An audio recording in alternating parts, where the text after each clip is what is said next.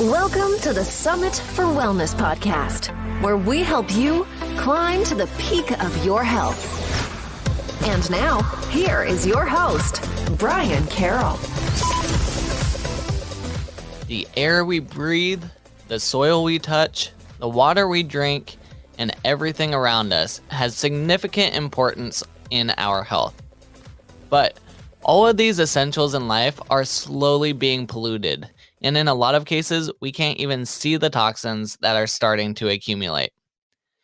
The environments we are in regularly will cause the most changes to our health, whether it is good or bad for us. A good example is mold exposure. Mold and mycotoxins are usually invisible in the sense that the mold is hidden and the mycotoxins are in the air. However, constant exposure to these toxins can cause extreme illness or even death, as we just saw at the Children's Hospital in Seattle. And while environmental toxins may sound very gloomy, we have some actionable steps you can take in this episode to learn how to minimize exposure.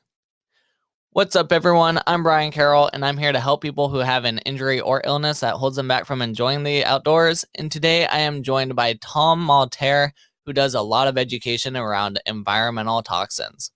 We'll be talking about microplastics, pesticides, chemicals and products, how to improve your microbiome, and so much more. So let's go chat with Tom Malterre. Tom Malterre is a certified functional medicine practitioner and an educator for the Institute of Functional Medicine. He holds both a bachelor's and master's degree in nutritional sciences from Bastyr University and is a past medical affairs team member at Thorne Research. Tom has lectured across North America on various functional medicine and nutritional biochemistry topics and currently offers online educational programs at wholelifenutrition.net and foundationsfxmed.com. Tom is also a best-selling author of The Elimination Diet and has been in clinical practice in Bellingham, Washington for the last 15 years. Thanks for coming onto the show, Tom. Hey, it's a pleasure to be here, fellow Washingtonian hiker, climber. It's great to share time with you about this important subject for protecting the outside that we both so much love and cherish. Yeah, I love talking with other practitioners that make it a priority to get outside, which you definitely do. You get out to hike, climb, and we live in a beautiful place to make that happen. So as we get deeper into this conversation about environmental toxins, let's learn a little bit about your background and who you are. Yeah, sure. So, as a kid, I was raised by a psychologist who had me always doing systems thinking. Who are you? How do you affect the environment around you? What are you saying and doing, and how does it affect you and everybody else? So I guess when my family was sick and we got introduced to another systems guy who is named Dr. John McDougall. He's a kind of a dietary guru in the vegetarian vegan space. And he said, look, everything that you put into your mouth is medicine. You guys don't need any sort of meds to fix yourself. You just need to change your diet and get some exercise. So my family was pretty sick at the time. We were a little overweight. We weren't doing so well. My mom had joint and foot pain, back pain. My dad was heavier set. My brother and I were heavier set. And we just changed our diet and started thinking about food as medicine. And sure enough, we got better. We played more tennis. We were getting out in Hawaii and surfing and playing in the water and on land. And all of a sudden life was good. So I just started thinking, wow, how come more people don't know about this? So I started studying about how our environment changes our internal environment. So I started looking at diet. I started looking at now what's called functional medicine. So all the signals that come into somebody's life and how it changes their health outcomes.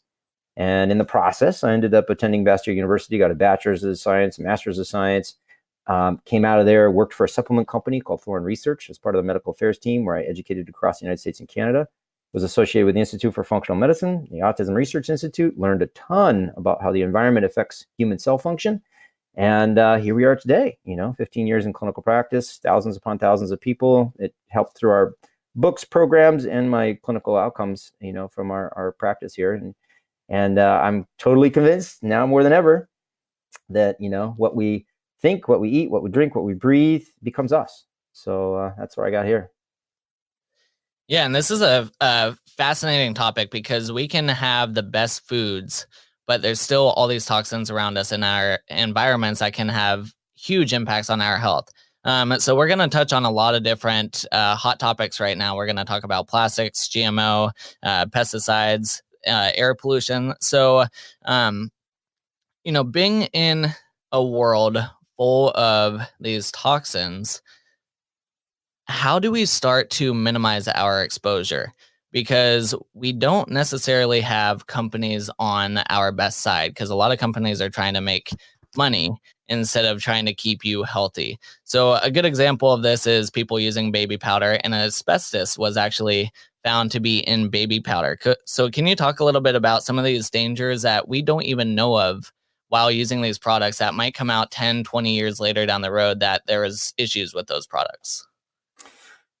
Yeah, let's back up. Let's just say that we're living in a capitalistic society where the currency that is found to be valuable, quote unquote, in our current thinking is paper currency. It's gold, it's silver. It's something that can be exchanged for a tangible item that you can possess.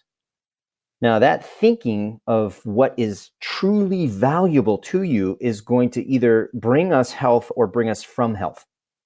So the true currencies of life are not a dollar bill. You cannot breathe a dollar bill. You cannot drink a dollar bill. You cannot eat a dollar bill. You can't place a dollar bill in your heart and give you the feelings of love and happiness and acceptance. It doesn't happen. It doesn't exist. It's not possible. So what you can do, though, is you can inhale clean mountain air and all of a sudden feel revitalized. You can drink clean mountain water and feel like you've just bloomed from being a sagging flower to being a vibrant flower.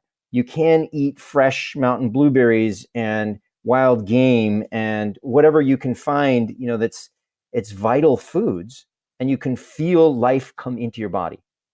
So in my mind, true currency is air, water, and food. And then, of course, love and connection, right? Because without those things, we know human species die.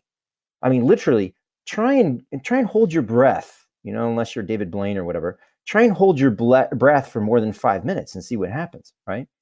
Try and go 5 days without drinking water, or try and go 5 weeks without eating food.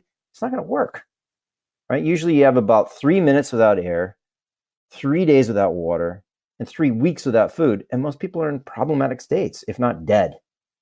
So those are the things that really bring us life.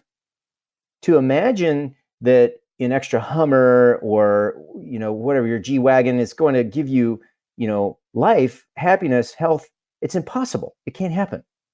So what we've done is we've turned over our logistics of running an entire country and an entire globe to multi-conglomerate international corporations that now profit, and they have shareholders and they have to meet certain quarterly numbers. And unless they do that, then they will crumble and they'll disintegrate and they won't survive. So what's happened now is we've turned our entire global focus to economic gain. And the profits from chemicals are huge. They're massive. Whether you're building houses or you're fueling cars with oil or whatever you're doing, the chemicals needed to do that are very expensive, very profit oriented. So you and I probably aren't conscious of the fact that the American Academy of Pediatrics was behind the scenes in 2010 looking at all the chemical data in the United States, and they came out with a beautiful paper. It was a policy statement, and it said, look, women, children of a childbearing age, what in the world are we doing? We're exposing these people to a tremendous amount of chemicals. Look at this. There are 27 trillion pounds of chemicals being imported or produced in the United States every single year. Now, that's 74 billion pounds of chemicals per day.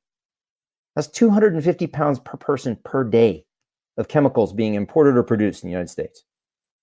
And unfortunately, when these things are being introduced, produced, put into mass production, there's not a lot of safety rules, regulations, policies to make sure these things don't harm us or children or animals or the air or the water. It just doesn't happen. We have these chemical companies that are given these 90-day windows to prove their own chemicals harmful, otherwise they get approved. I mean, it's ridiculous how easy it is. Let me give you an example. 1976, we had something called the TSCA, okay, the Toxic Substance Control Act. And this Toxic Substance Control Act was so weak in regulating chemicals and their potential harmful effects, or scientifically proven harmful effects, that when asbestos came in, you were talking about asbestos in baby powder, when asbestos came in to be regulated, and it was proven that there were over 10,000 deaths per year associated with asbestos, the policy was so weak that the court cases couldn't even get it withdrawn from the marketplace, couldn't even get it tightly regulated. The chemical companies could still use it whatever they wanted to. We couldn't regulate it enough. It took a separate act of Congress just to regulate asbestos. And now, with our current policies in our current political state, with our current president, the regulations are becoming more and more lax all the time. There are certain herbicides that were deemed to be harmful to children's neurological development that are being now deregulated. Asbestos itself is on the table to be deregulated. I mean, there's a lot of different things that say, well, you know what? By you restricting the sale of this, you restrict profit. You restrict monetary gain. And that's harmful to our economy. But what we're not thinking of is, look, population growth is, growing at 3% per year? No, excuse me, 0.77% per year. 0.77% population growth. Chemicals are 3% per year. So we've got over 3 times the level of chemical use being increased versus population use. Meaning, for every year that we're spewing out all these chemicals and quote unquote profiting from them, then we're breathing more polluted air, we're drinking more polluted water, we're eating more polluted food, and we're not going to have health. We can't have vitality. And unfortunately, what people aren't even considering is one of the most testy systems is the brain. So when you're inhaling air pollution, for example, it goes up through the olfactory nerve outlets, and you can actually get toxins to the mitochondria of the brain, which become very sensitive to these, and it'll start changing your energy production in the brain, and it'll basically shut down your brain function to a suboptimal level. So we don't even know, because we're not even as cognizant, conscious, aware, bright, intelligent as we used to be prior to this pollution. We don't even know what we're doing to ourselves, because we can't even experience life to the optimal state that nature had intended. So this whole thing is kind of a bizarre cycle we've thrown ourselves into. We want to experience life and really profit and be healthy and happy, and we're killing ourselves by trying to profit monetarily. There's a lot to unpack there. First off, are most air pollutants small enough to pass directly into the blood-brain barrier, or does it have to be minute levels in order to make that happen? Well, see, that's where you start getting into particulate matter sizes and whatnot. So you can pass small particles if there's a leaky blood-brain barrier, and that can occur when there's a leaky gut barrier, interestingly enough, and it can occur with multiple other issues: nutrient deficiencies, hormonal imbalances, toxic onslaughts from other areas other than actual air pollution. So yes, you can pass particles straight through the blood-brain barrier. And if you're breathing in 10,800 cubic feet per day, then what in the world? You're going to be exposed to a tremendous amount if there's lots of particles in the air. Now, what I find interesting is that we're looking at this carbon-based issue. We're looking at this air pollution as a way of being greenhouse gases that cause climate change. What we're not considering is the sulfur dioxide, the polycyclic aromatic hydrocarbons. There's the burnt substances in the air, the plastic burnt substances like dioxins and furans. All these things that are in the air change our cellular function. So it's not just changing the climate, it's changing who you are. So to give you an example, I mean, forest fires in California, right? I haven't heard anything in the news about how air pollution itself is changing moisture levels in forests. The research is solid. It basically shows the more air pollution you have, sulfur dioxide you have, the more the leaves of the plants inhale and exhale differently. And they're not exhaling as much moisture. They're not retaining at the right times to create rain, and they're maintaining too much, and so they're excreting too much at the wrong time, and so they're drying out the plants. So the breathing apparatus, the stomata of the plant, where it keeps in the CO2 and then exhales, oxygen, and then keeps in moisture and gives moisture out when we need proper rain clouds, that whole function is shifting because of the chemicals in the air. And it's leading to more droughts and more forest fires. So climate change is only part of the story when it comes to air pollution. There's a lot more to that story. And then, correct me if I'm wrong, but earlier you said if I am a company and I have a product I'm trying to sell, I have 90 days to try to prove to you that my product is harmful. Is that correct?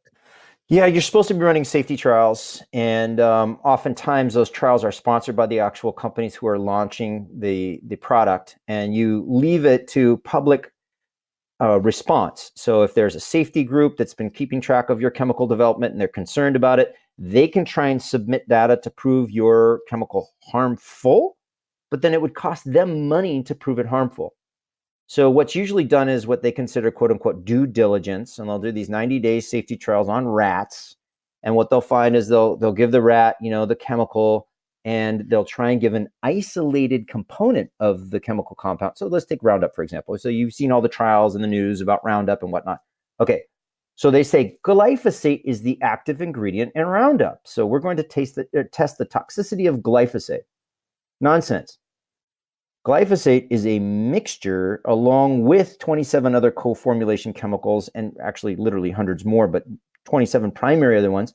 And usually the glyphosate will be 30, 40, up to 50, 60% of the product. What else is in there? Well, what we're finding is if you look at the literature and the research on this, and now all the internal documents that are being disclosed in these lawsuits, there's a lot of other chemicals in there that have a lot more potential harm to human health than glyphosate. So the company got to choose the quote unquote active chemical to discern as the potential harmful compound and only perform safety studies on that. And then the rest of the co-formulation chemicals they are proprietary inert ingredients, right? So, well, what does that mean? But when we test some of those other substances, something called POE, for example, it's up to 1,000 times more toxic than the glyphosate. But we don't have to do safety testing on that because it's quote unquote inert and proprietary. So there's a lot of little loopholes. There's a lot of ways of getting things approved onto the marketplace that don't necessarily bode to human health in a huge way. So I'd be really concerned as I am. Not to mention, here's one more other thing that I thought was fascinating. If you're going to compare chemical exposure to something and non-chemical exposure, don't you want to do like a saline solution or some sort of control that's a true control? So like a person is going to take glyphosate, for example, and a person is going to take water, right? So water versus glyphosate, well, hopefully the glyphosate isn't contaminated with water, but or the water not contaminated with glyphosate, but it's a control, it's true control. Chemical, no chemical. Well, what we found once again in some of these papers is that the rats that are given this glyphosate are fed Roundup ready grain foods that are laden with glyphosate. So there really is no control. So they say it's safe because the same amount of cancers occur and the same amount of what, but there was no control. The rat chow is oftentimes very high in a lot of agricultural chemicals. It's very poor grain quality, laden with chemicals. So the rats are toxic to begin with. So we don't really have true controls on the chemicals.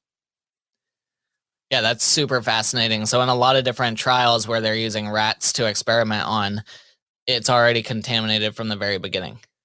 From the very beginning. No one's even looking at that. Interesting. Yeah, that is fascinating. And there's There's probably a lot of people out there that are thinking, I'm probably not that exposed to environmental toxins. You might live away from big cities and whatnot. You might not be close to freeways.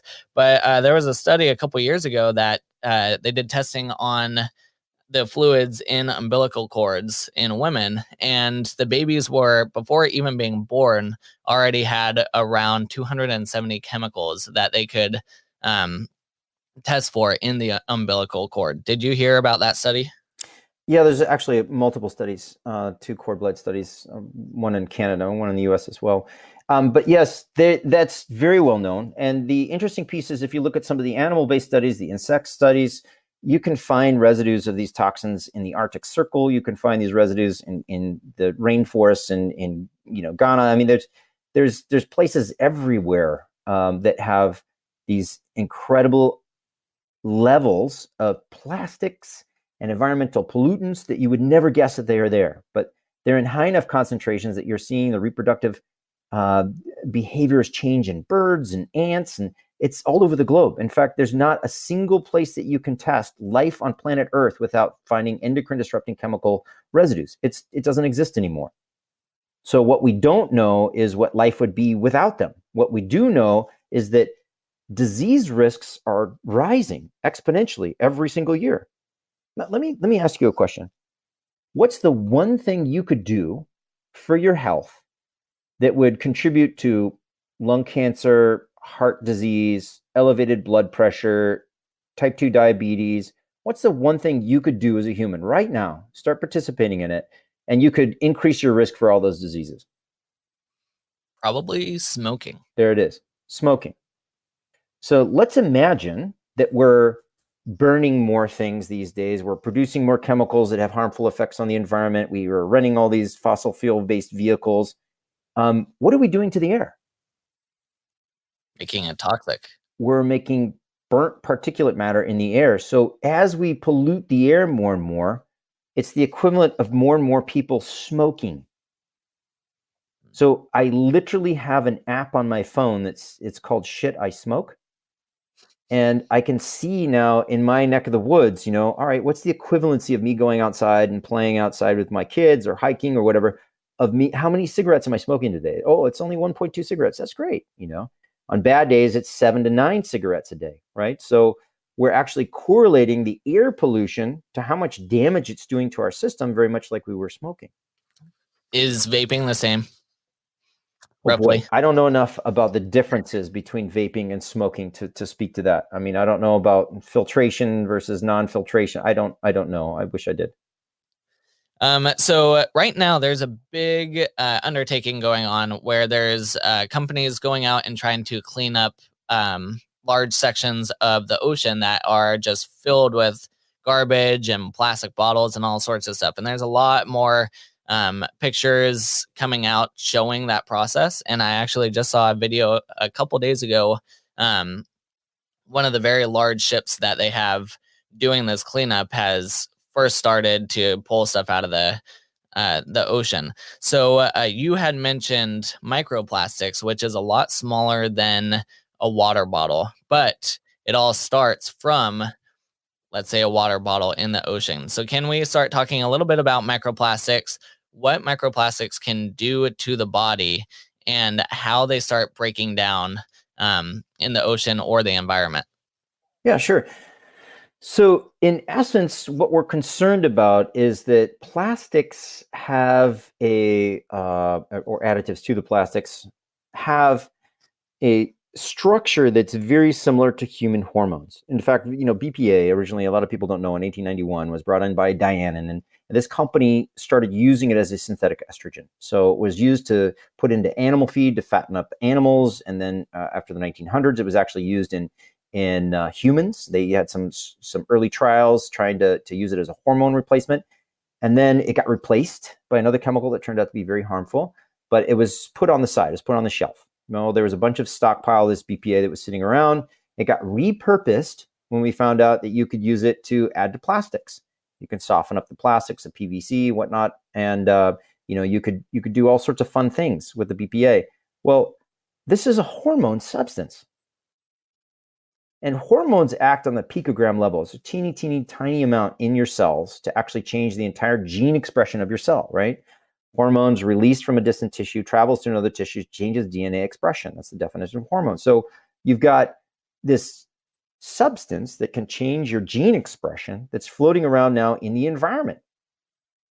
If you have a large piece of it, you can't get it into your cells. If you break it down into multiple different small pieces, you can get those more into your cells. They're sticky, they stick in your fat, they stay around in your body for a period of time, and they change your hormonal expression. So that's a problem. We don't want people getting more fat. We don't want them having more diabetes, obesity issues. That's not what we want. So how do we then lower that exposure? That would be the wise thing. Well, I don't know if you've seen the news, but our president just promoted plastic production. He wants now a lot of our fossil fuels to be made into more plastics. He wants more plastics on the planet because it's very profitable. So now we're producing more plastics, and we can have these things. Look, the bond is not tight usually on BPA, for example, and it can separate from the plastic quite readily, constantly in our environment. So we're going to be getting it in our air, our water, our food, our soil. We're going to be getting it all over the place. Microplastics is one way you can get that. And that article that you heard me speak about was on tea bags. They're now making plastic tea bags, and if you heat up that plastic tea bag, and you can get thousands of times exposure to the plastic you normally would on your daily basis just by drinking tea. And the microplastics, to give you an idea of how small they are, like human hair, for example, is about 75,000 nanometers. And these nanoplastics are about 100 nanometers. So that's considerably smaller than the human hair by, factors of multiple hundreds. So this is teeny, teeny, teeny, teeny, teeny, teeny amounts. If you're going through the ocean and you're trying to, scoop this up, there's no way you could scoop it up with any net. There's no way you could do it at all. These microplastics are coming off of our clothing when they're made out of nylon and other plastic derivatives. These plastics are everywhere. It's great that people are going and cleaning up the plastic bottles, and they're cleaning up the waste in the ocean. And if you ever do any marine biology, research or environmental toxicology in marine animals, you'll see that all turtles and seabirds and whales and, you'll see these whales getting cut open in autopsy, and they'll have plastic sheets of plastic bags and all sorts of stuff in their bellies. Killer whales, same thing. Seabirds, same thing. So it's great that that's getting cleaned up. But the true solution is don't use the plastics, because they will get out into the environment and they will degrade over time and they'll become microplastics. And just think about this. Come on. Not all plastics float. So plastics that may be on the surface of the ocean might be a teeny, teeny fraction of what's on the bottom of the ocean. And what we're finding is when animals die, they sink to the bottom of the ocean, but the fats from those animals will float up. And sometimes they'll float up, and fats stick to plastics and plastics stick to fats.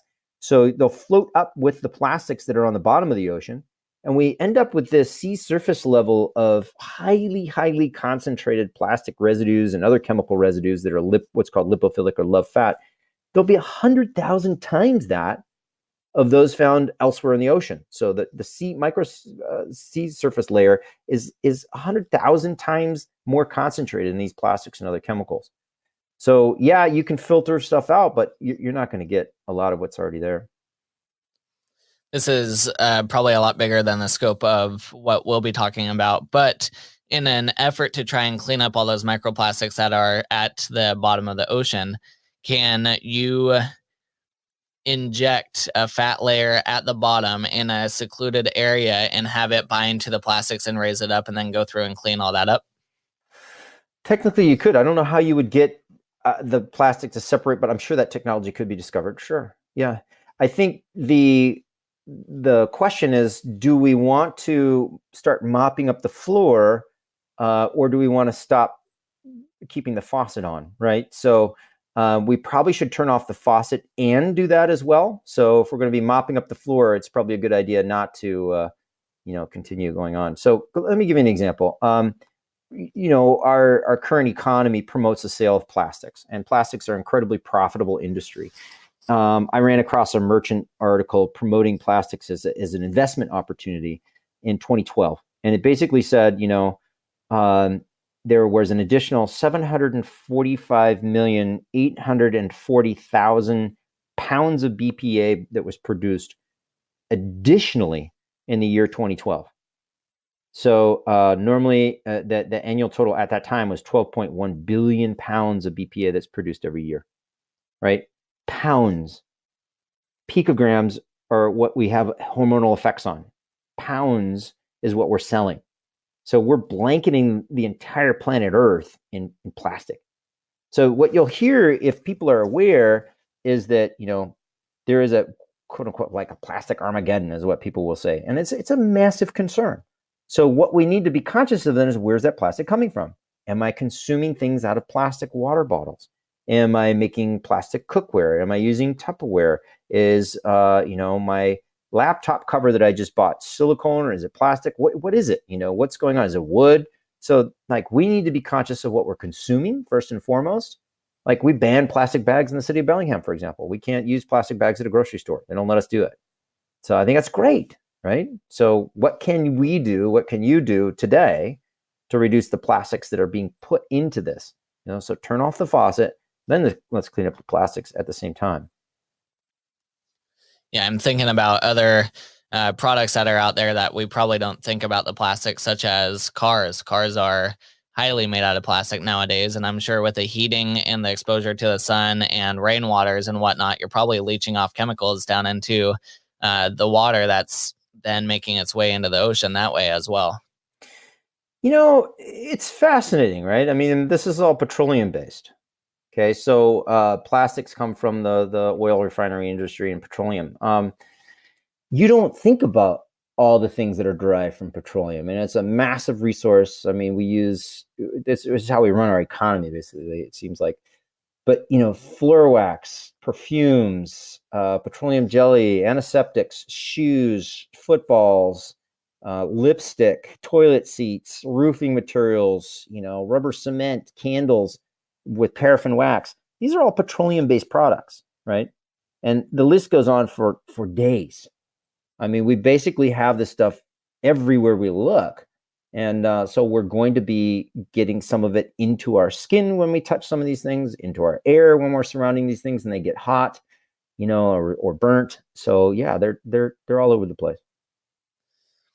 So if you are ingesting food that's coming from a plastic container, or if you're drinking water that's coming from a plastic container, and then you get these microplastics into your system, and then they're entering into your cells and can cause disruption to your hormones, what can we do to start moving away from all this plastic or environmental toxins in our lives? Like you mentioned, get away from the plastics, but what are some actionable steps that we can take to start making that actually happen? Oh, I love it. And there's some really nice research on this. I've interviewed some people who have done research on this, and it's fascinating.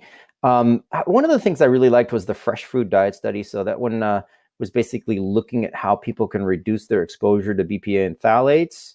And it was basically just eating 3 days of fresh foods. And that group out of both the Silent Spring Institute in Massachusetts and then out of the Breast Cancer Fund in Los Angeles.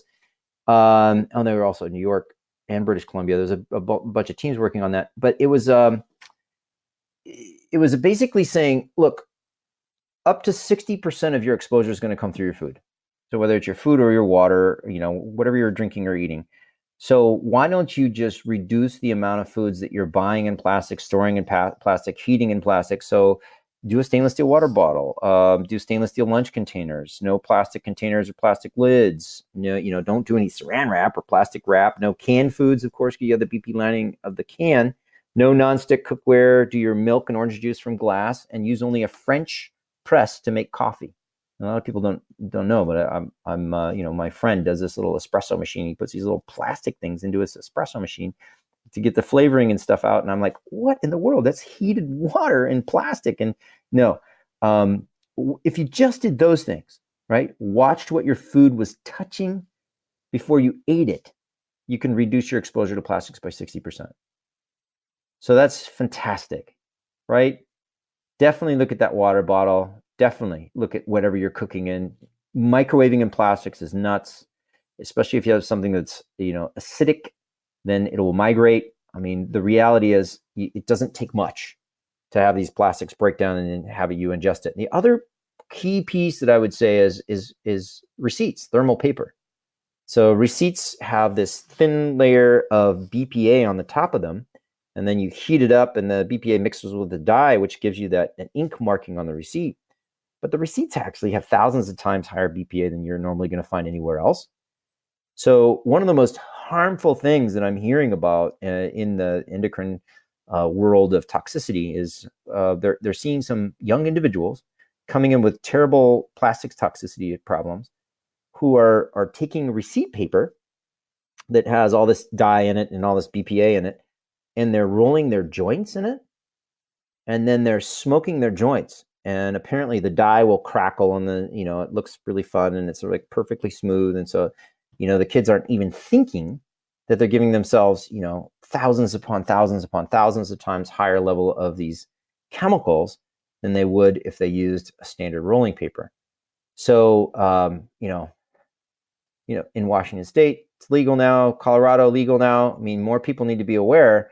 Receipts are not something to mess with. You never want to put them in your mouth. You want to touch them as least as possible. And then whenever you do touch them, you can increase the absorption of the plastics through your skin by having any sort of hand sanitizer or lotion on prior to touching the receipt. So you can literally have someone grab a receipt after they put on a hand sanitizer, and then a few hours later, you can inject into their arm and draw their blood out, and you can see the BPA coming up their blood. Okay, so you absorb the BPA through your skin. So don't think that it's out there. It's not part of me. It's not my business. This is all our business, right? We have to think, who are we? What are we? We're humans. And what are humans? Well, we're animals and we're on a planet. And what is the planet? The planet is this finite life system of air, water, and soil in which we grow food, in which we eat. So that's the essence of life right there. The essence of life is not what you're going to buy at a shopping mall. The essence of life is not what are you going to drive, where are you going to live, what sport are you going to play, and what clothes you're going to wear when you're playing that sport. That's not life. That's social media hype. That's internet hype. That's whatever. Life is you breathing, eating, and drinking. If you want to have a good life, think about those things. Do you think making these changes to get away from plastics, petroleum products, trying to reduce the air pollution that's going out there, do you think we will be able to sustain that type of living for the amount of population that we currently have? Okay, let me rephrase the question then. You're saying at our current rate of population growth, can we keep life on this planet sustainable for a while? Is that what you're saying? Yeah. Yeah. No, probably not. If we wanted to be realistic, and this isn't a doomsday thing, this is just, someone who reads scientific literature for decades at a time. At the rate we're going right now, if we continue with our population growth, we will run out of resources in space. I mean, it's just a matter of time. The quality of life while we're here can be drastically changed. If we had conscious conception, meaning people only had kids when they could support those kids in a healthy fashion, then we would probably do voluntary restriction of the amount of kids that we chose. Voluntary, not requirement from a government or anything. We just kind of look and say, wait, I'm concerned about our air quality, our water quality, and our food quality. Maybe I'll think twice about having a big family. Now, hypocrite right here. Before I was conscious about all these things, I have 5 kids. So, I'm really concerned about my kids now. So I'm like, whoa, what am I going to do? These are things that we need to be conscious of. And I teach best what I most need to learn. I'll admit to that. But if I just look at this and you ask me that question, I have to answer honestly. And honestly, I will say, it's a big concern. We can't keep with this population growth. We can't keep with this unconscious consumption of products that are damaging life. If we do that, then we will suffer. It's just like saying, hey, can I walk into my room every day and throw more laundry on the floor and consider that, 2 days from now, I'm not going to have a big pile, and 2 months from now, I can't even walk in my room anymore, right? So it's the same kind of thing. We're just throwing stuff on the ground and walking away. We're throwing stuff on the ground and walking away. We can't throw it. We have to start picking up the laundry and do our laundry. It's just, and hopefully with, non-toxic soap. So how can we get these microplastics and these toxins out of our bodies? So number one, reduce exposure, as we talked about, right? So eating a fresh food type diet is great. The number two is going to be then the transformation. So transforming these molecules into substances that can actually get out of our bodies. So that means eating healthy diets. You eat lots of vegetables. The cruciferous vegetables, I did a TED talk on this, are really good about converting toxins into shapes, sizes that can be excreted from the human body. And once they've been transformed by eating broccoli, cauliflower, cabbage, kale, Brussels sprouts, good soluble fiber in green beans, for example, or squashes or root vegetables, then you can get some of these things out of the body with proper defecation, sweat, so your excretion process. So you want to make sure that you're not constipated. You want to make sure that bowels are moving. You want to make sure that you're urinating freely, so you're drinking plenty of fluids. And you want to make sure that you had your nutrient status tested by your healthcare practitioner. Now, this is ridiculous how healthcare in the United States doesn't have nutrient status tested. I mean, they look at B12 in the serum, which is awful. They look at magnesium, which is awful. I mean, you've got to do some sort of urinalysis, plasma amino acids, fatty acids. You've got to do some sort of analysis to see what your nutrient status is, because my gosh, you need these nutrients to run your machinery, your detoxification, your digestion, your mitochondrial function. If you're short on nutrients, you can't do your job very well. And what's happening with detoxification is anytime we grab onto a toxin and excrete it, we use glutathione, we use glycine, we use taurine, we use, all these different things, the methyl groups. And when we do that, we excrete them from the body. They come out in our sweat, they come out in our urine, they come out in our fecal matter. So all day long, every day we're detoxing, we're throwing away nutrients in our wastes. So it's super important that we look at our nutrient status. So I would definitely say, all right, eat plenty of cruciferous vegetables, get your nutrient levels tested and replace missing nutrients. Make sure you're eating clean, healthy, wonderful foods that feed your microbiome. Your microbiome can bind to toxins and get them out. In fact, it's estimated that 50% of detoxification occurs in the microbiome itself before the chemicals even touch you, whether it's on your skin, your nasal passage, and your bowels. You have to have beneficial bugs. So if you're eating junk food, if you're eating acidic foods, if you're eating really nasty, or I should say acid-forming foods like refined carbohydrates and lots of sugars, you're not going to be feeding a beneficial microbiome. It's a lot of root vegetables. It's a lot of legumes that you've if they're dried, you've soaked and cooked properly. You want to feed with resistant starches. So you've got your plantains, you've got your squashes, you've got your potatoes. You want to make sure that you're thinking all the time, what would I have eaten 100 years ago? What would I have fed my microbiome if I didn't have convenient foods? And then all of a sudden, boom, the entire system starts jumping online. So microbiome feeding, exercise actually happens to be fantastic about healing and sealing both the gut barrier and the blood-brain barrier. It seems to protect the brain from damage from chemicals. Eating lots of polyphenolic compounds like blueberries, pomegranates seems to protect brain function. I've seen studies where you'll actually introduce a toxic chemical to a brain cell. You'll feed that brain cell in a petri dish, blueberry compounds, and all of a sudden the chemical has no toxic effect on the brain cell. So you can wash your brain in beneficial, what we call phyto or plant-based chemicals all the time by eating healthy foods. That's one way. And then the other thing I would say is just trying to calm down your stress levels, because it appears that we detoxify and excrete toxins at a much higher rate when we're calm. And I know I've not done a very good job about calming people's nerves after this podcast here.